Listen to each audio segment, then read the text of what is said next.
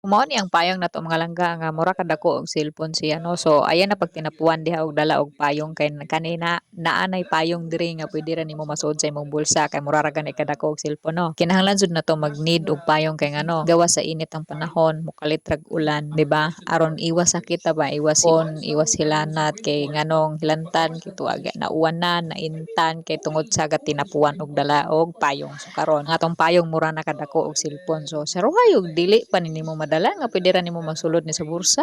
Nya kung naa kay bag, pwede ra pud nimo ni masuksok diha kay tungod kay kagamay ra kayo ani nga payong. Nya ato ra na siyang ibutang sa tong basket kay ron basin og mo ganahan ka mo palit ang ani nga payong nga gamay ra jud siya masud as in masulod jud siya nimo sa mong bursa.